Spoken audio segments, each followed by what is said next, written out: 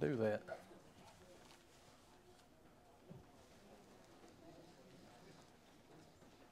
And if you need a book, Barry has books. We are starting a new quarter today.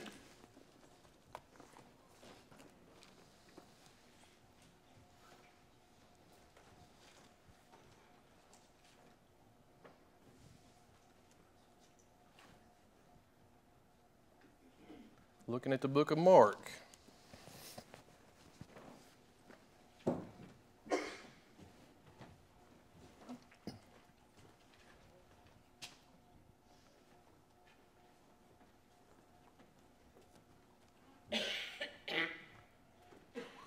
Barry Cahoon, would you mind leading us in prayer before we get started, sir? Most gracious and ever-loving Father in heaven, we thank you so much for all you bless us with us.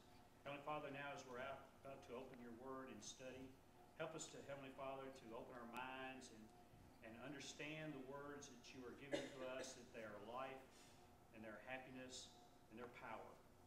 Most of all, Heavenly Father, we thank you for your Son. Be with us now as we study. In Christ's name we pray. Amen. Thank you, Barry. So again, we're looking at Mark, and obviously we all know there are four Gospels, and they all tell the same story, and that is the story of Jesus, but they tell the story in a different way.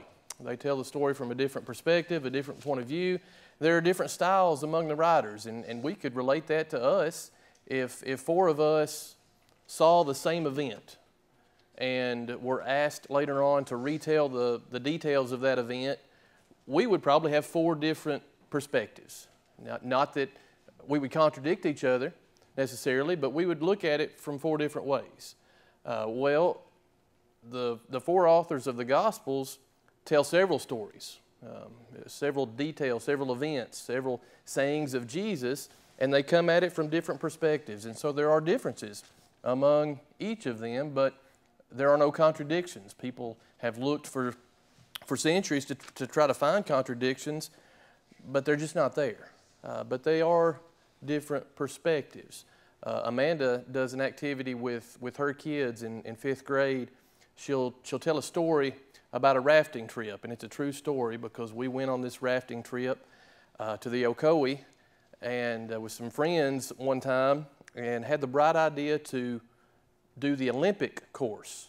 The course where they actually had the Winter Olympics. When they had them in Atlanta, they did the rafting part on the Ocoee. And so there is an Olympic course that's obviously more challenging than the other courses.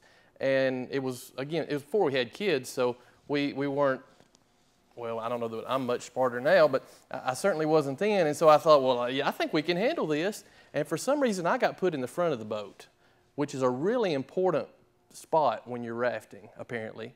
And I got stuck in the front of the boat and didn't do my job very well, and we wound up out of the boat on these rapids that are category whatever. I mean, just huge rapids, throwing us against rocks, beating us under the water. Pretty scary moment.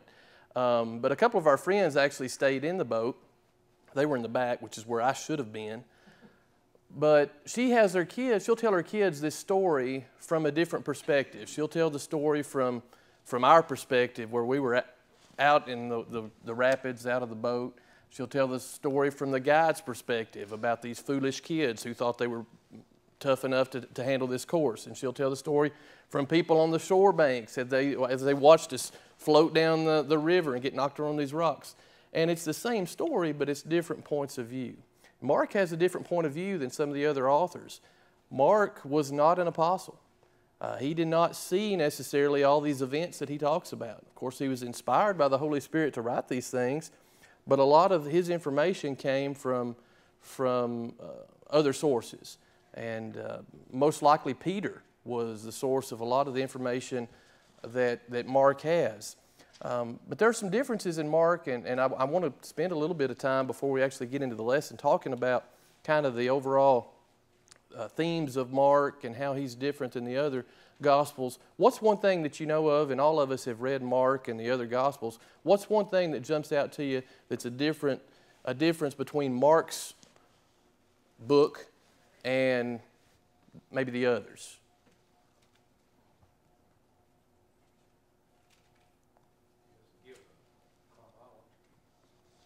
He doesn't give a chronology. Yeah, absolutely. So how does Matthew start out?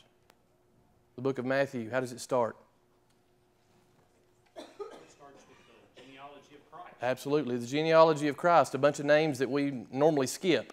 But it's really important because it's a fulfillment of Old Testament prophecy that Jesus was going to come from the seed of David. And so he goes through that chronology. And then where does he go after that, Matthew? Talks about the birth of Christ, right? And the political things that were going on surrounding the birth of Jesus. Mark doesn't do that. Mark doesn't talk about the genealogy of Christ. Doesn't talk about the baby Jesus and the manger and Bethlehem and all those details. When we first see Jesus in the book of Mark, he's a full-grown man. And he's already doing his work and his ministry. So it's not so much a biography maybe as some of the other books. It's shorter than the other Gospels. That to me was the first thing I noticed about Mark. It's not as lengthy. And Mark himself as a writer doesn't go into detail as much as some of the other authors. He doesn't necessarily spend so much time on the words of Jesus so much as he does the actions of Jesus. It's a very action-oriented book. You'll see the word immediately several times in this book because Mark goes from one event to another very quickly. Immediately things happen. It's a very urgent book. Immediately Jesus did this. Here were the immediate results of what Jesus did. Over half the book is spent on the last 2 weeks of Jesus' life. One of the authors that I was reading said that it was an account of Jesus' death, burial, and resurrection with a long introduction. That was Mark's purpose, was to write and tell us about the death, burial, and resurrection of Jesus. But before he did that, he spent some time talking about who Jesus was and about what Jesus did. What audience? Do you know what audience Mark was written to? Don't feel bad because I didn't either. More than likely, it was written to a Roman audience, whereas Matthew was written primarily to Jews, Luke to Gentiles, and John probably to unbelievers. Mark seems to have written to a Roman audience, Christians living in Rome who were suffering persecution. We kind of get that from a few different things. One is he didn't speak very negatively and sometimes spoke positively of Romans. You remember when Jesus died, and that moment he died and the veil of the temple tore in two, there was a centurion soldier who was looking on. Do you remember what that soldier said?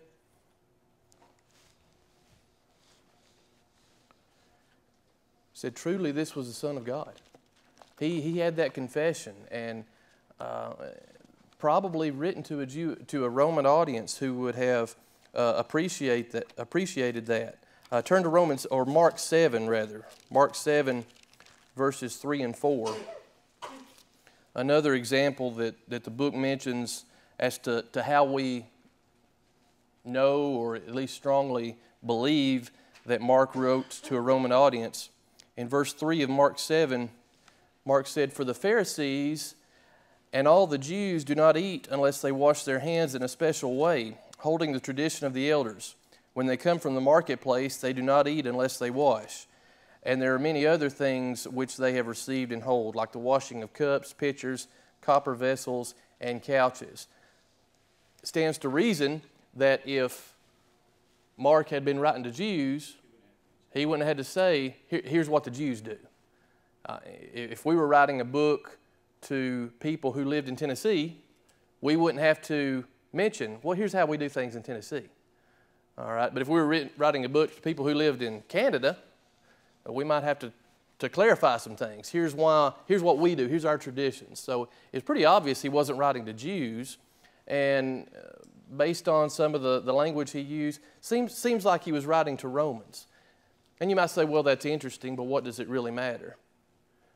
Well, when you know what the Christians who lived in Rome were going through at this time, the persecution they faced, the fact that Mark spends time talking about Jesus and Jesus' persecution and the way he was treated, that would have meant something to his audience.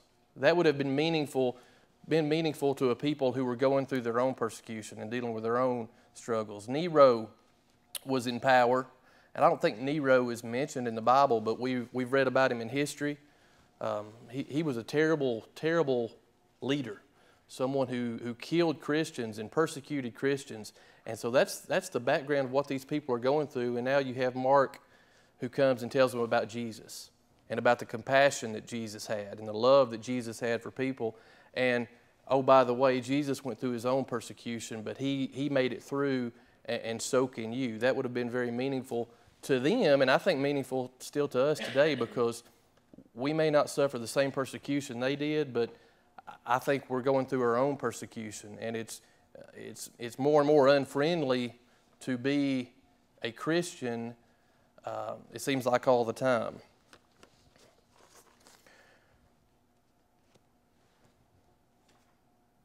So, again, I think I mentioned that it's more of a record of Jesus' actions and achievements, his conquering of demons, disease, and death. 20 miracles are mentioned in the book. And Mark goes from one to the other very quickly, again, with that word immediately sort of showing the urgency of the book and about what Jesus did. So let's actually get into our text now that we've kind of given a little bit of an overview of Mark and some of the background of it. Let's actually go to our text and start reading it. In Mark chapter 1, we're going to look at 3 different healings, and healings is the title of our lesson.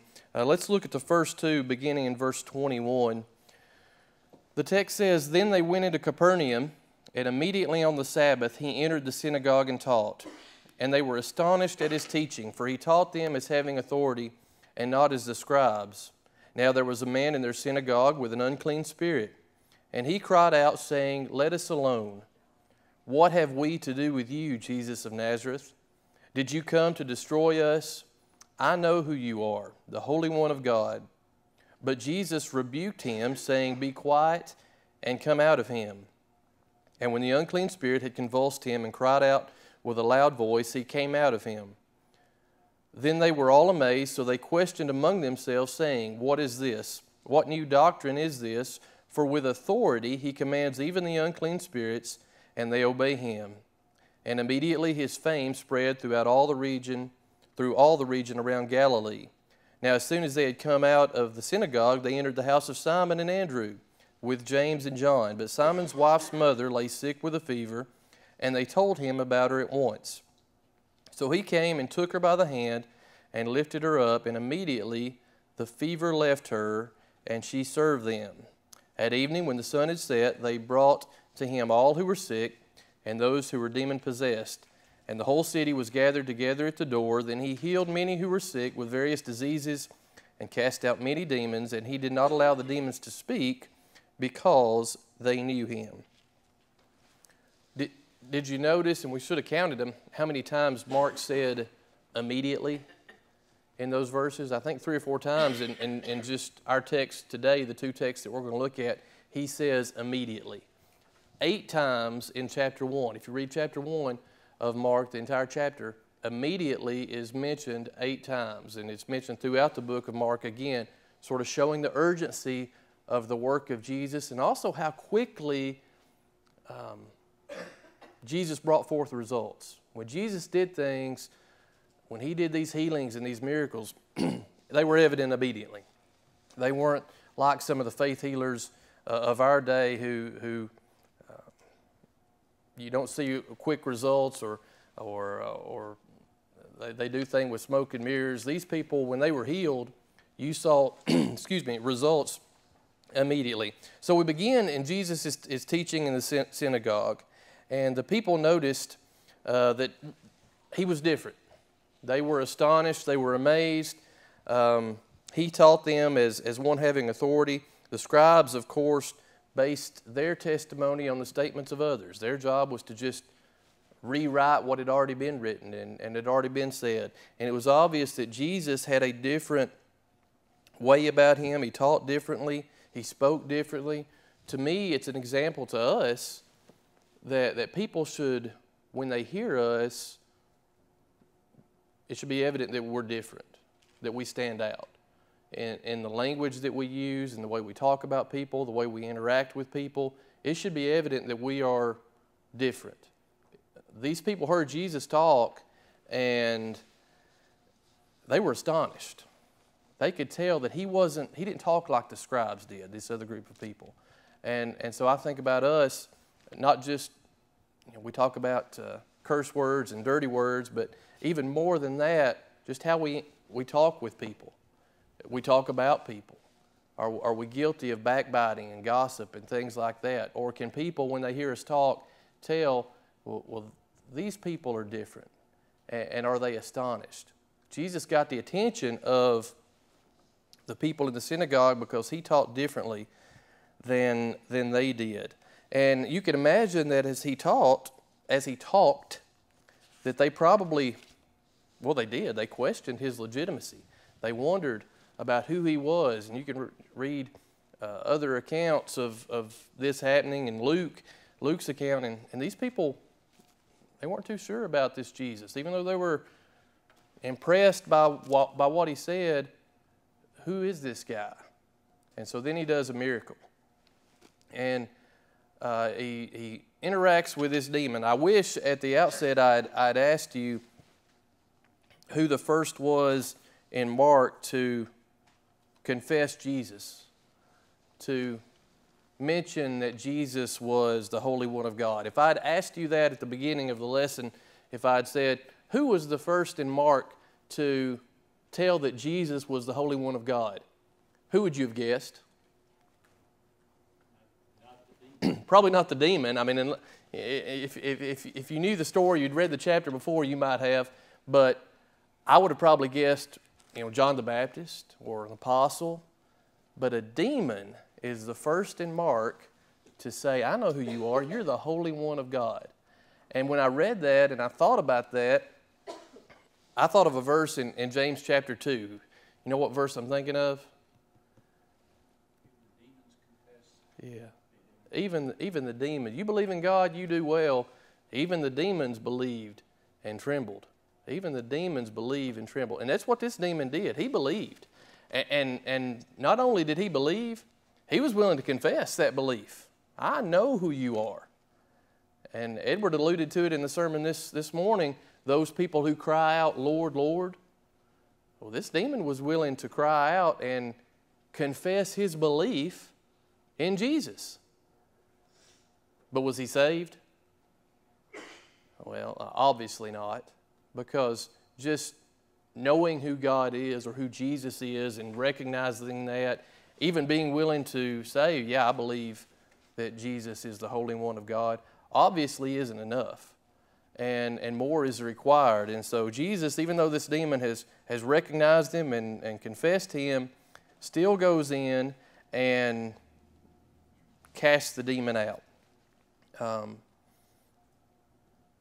Jesus had the authority to confront and defeat evil. And that's what I get from this first miracle that he did, this first healing that he did, is Jesus' power over evil. He confronted evil, he defeated evil. So he cast out the demon, and then they go into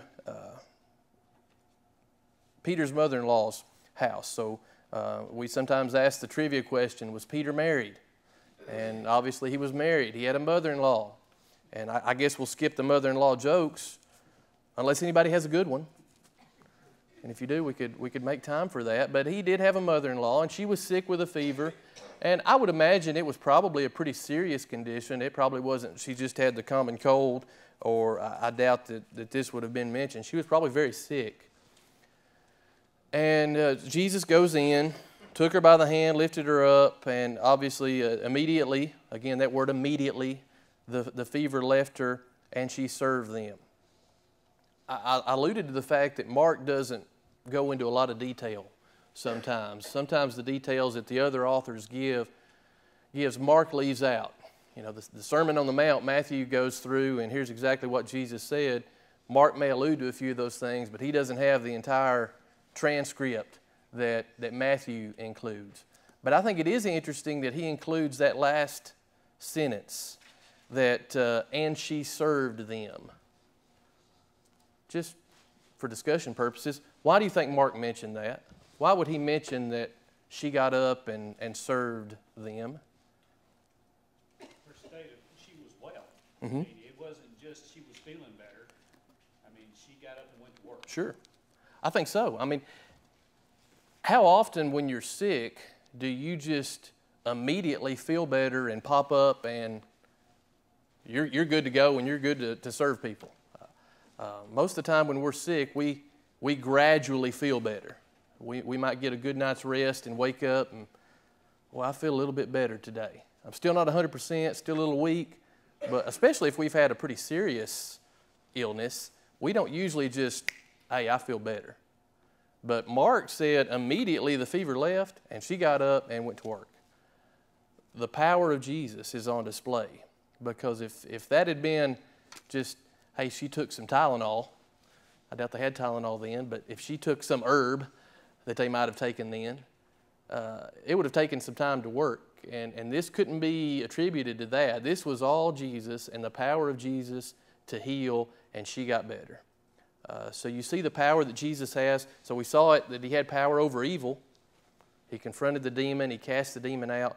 Now we see that he has power over sickness, and he's able to heal the sick and immediately heal the sick. And then he goes on in verses 32 through 34, and he heals others. He heals those who are sick. He drives out demons.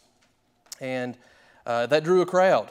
Those were public events that people saw, and as they saw it, it happened like we would do today. If we had somebody who was healing people in Smith County, and we believe that, hey, this is legitimate, it's not just a trick, he's actually healing people, and we were sick, or we had a kid who was sick, we'd go. We'd want to see that. We'd want to take our sick people to him, and that's what happened in this area. And so more and more people are coming to Jesus, crowding around Jesus to be healed. But healing, although it was important, was not Jesus' primary purpose.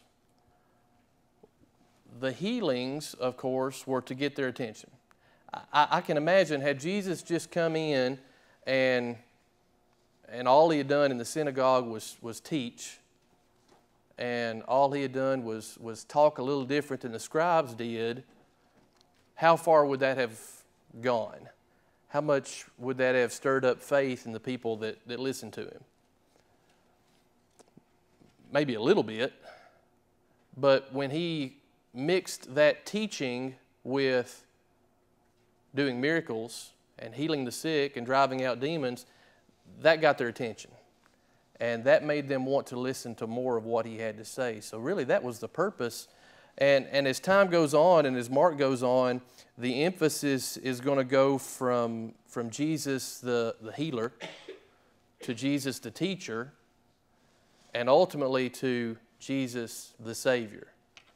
And you think about the healings and what happened to those people who were healed. What happened to Peter's mother-in-law after this story?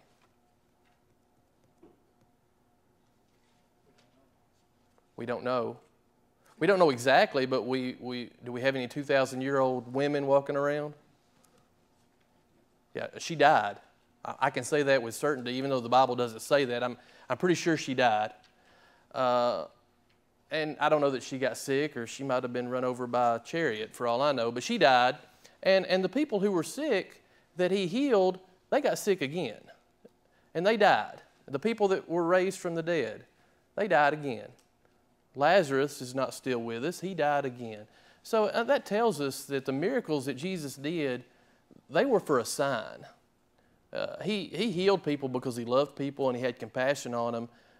But that wasn't the end of what he was here to do. That wasn't the primary purpose of what he was here to do. He did that as a sign so people could see that, yes, this really is the Son of God. He really does have this power to forgive sin, because he doesn't just say, your sins be forgiven. He actually heals the people as well.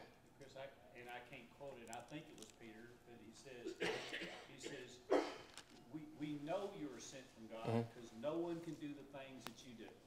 Exactly. And that was exactly the point, that God through Christ Christ was trying to do with the miracles. Yep. This is my son. How else are you going to believe that he is unless you know he's different? You're right. Absolutely. On page 13, it was interesting to me that Mark specifically says there at the end of verse 34 that Jesus cast out many demons, but he did not allow the demons to speak because they knew him. And this gets along to our last healing that we'll read in just a moment about the leper. But why would Jesus not allow the demons to speak? And I thought about this, but I can't put it in words any better than the author of our book does. So I'll just read a little bit on page 13 there at the bottom. The author says, Jesus' unwillingness to allow his identity to be proclaimed is one of the recurring themes of Mark's gospel. Concerning this, Bach wrote, possible reasons for his hesitation are, number one, that it might be misread, as the view of the scribes in chapter 3 suggests. Number two, Jesus preferred that the awareness of those, or the awareness of who he was, should emerge intrinsically from the nature of his ministry and teachings. Number three, Jesus wanted to prevent the wrong kind of attention from being drawn to the miracles themselves and what could accompany them. And number four, the crowd could not yet appreciate exactly what such a confession really meant for God's plan. And, if you have any thoughts on that that go along with that or are different, I'd be interested in hearing it. But I think it is interesting that so often Jesus,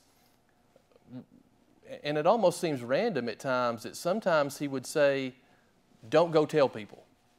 And then other times he would say, go tell people.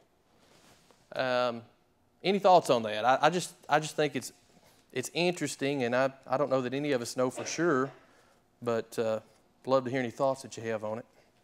A lot of times he would tell those that he healed, don't tell anyone. Mm-hmm. But then they would tell people because they couldn't contain Right. it. But I always attributed that to the fact that Jesus knew he was going to become popular fast. He knew that would eventually take him to the cross, and it was all part of the plan, but he didn't want it to unfold too quickly, because it was going to unfold quickly enough. 3 years is not very long in that day and time to go from nobody to the top and then be crucified because people turned against you. But it did in his life, and because he was who he was. And that's a good thought. And that sort of leads into the last healing that we'll look at when you talk about sometimes not wanting it spread, and then people going and spreading it anyway, going and telling it anyway, because that's exactly what the leper does. So let's read the last of the healings in verse 40 through the end of the chapter. Mark says, now a leper came to him, imploring him, kneeling down to him and saying to him, if you are willing, you can make me clean. Then Jesus, moved with compassion, stretched out his hand and touched him and said to him, I am willing, be cleansed. As soon as he had spoken, immediately the leprosy left him, and he was cleansed. And he strictly warned him and sent him away at once, and said to him, see that you say nothing to anyone, but go your way, show yourself to the priest, and offer for your cleansing those things which Moses commanded as a testimony to them. However, when he went out and began to proclaim it freely and spread the matter so that Jesus could no longer openly enter the city, but he was outside in deserted places, and they came to him from every direction. So again, exactly like Barry said, sometimes he said, don't tell people, and that's exactly what they did. And from a human standpoint, I could sort of understand why the leopard would be, or the leper, not the leopard, the leper would be excited because this is a terrible disease. And we've talked about leprosy before, the physical pain, the emotional pain of being an outcast and not being able to interact with others, and somebody comes up to you and you've got to cover your mouth and cry out that you're unclean. That's a terrible way to live, I would imagine. So I can understand why he would want to be healed and why he was excited about being healed. He comes to Jesus and tells Jesus, if you want to, you could make me well, which I think says something about him and his faith.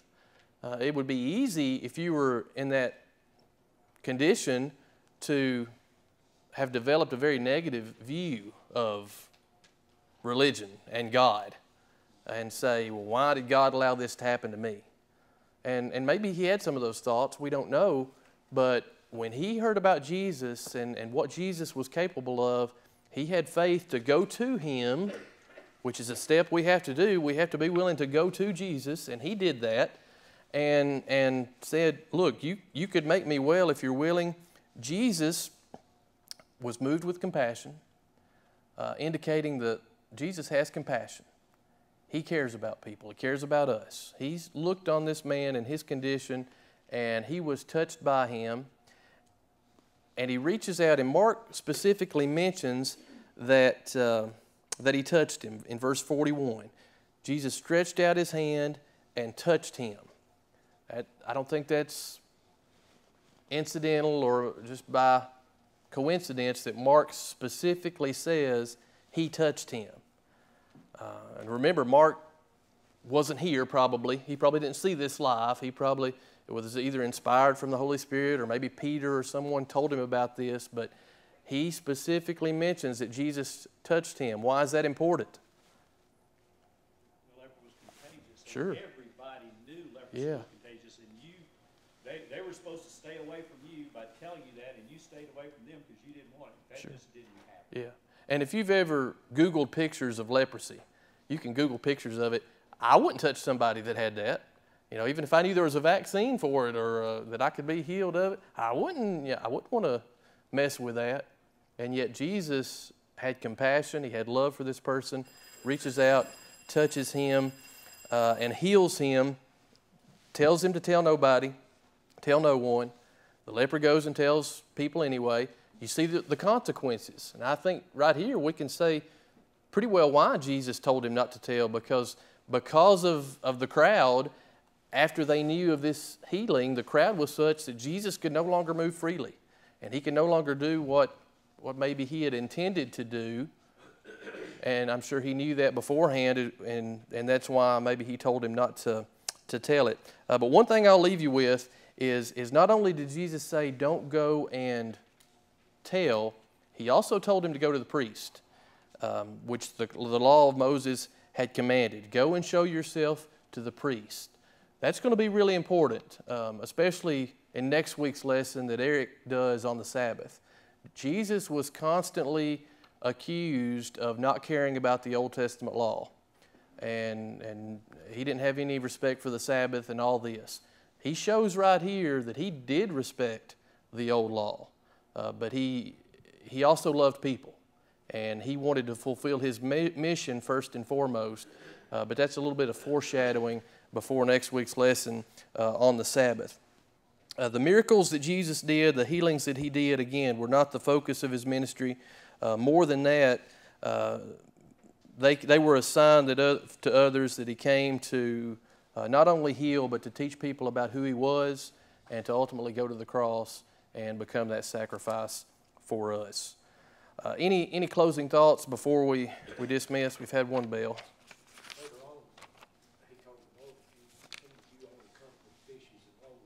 Sure. That may be one of the reasons he told him not to go and tell somebody else, because it just caused people to start coming just to be healed. Exactly. Hear his lesson. Yeah. He wanted people to know that he was more than just healing, that there was a broader message that he wanted to get across. Appreciate that. In there too also is the fact that Jesus could have healed him without touching him. Mm-hmm. He did that at other times with other things. But I think part of that is Jesus wanted to let everyone know, I'm greater than the illnesses. Sure. I'm greater than the diseases. I don't fear those. And it's just one of those many little bitty things that if you keep digging, you realize that he's also teaching those things along as well. Because we don't really pay any attention probably, well, it's leprosy. And we're so removed from that disease, but it was big and bad in everybody's face then. It was way worse than cancer that we kind of shy away from now because of the situation. But leprosy was definitely something they all feared.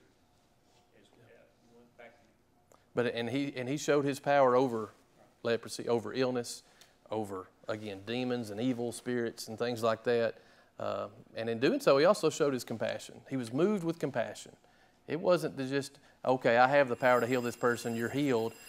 He deeply cared about people and obviously still does today. Thank you for being here and your good comments.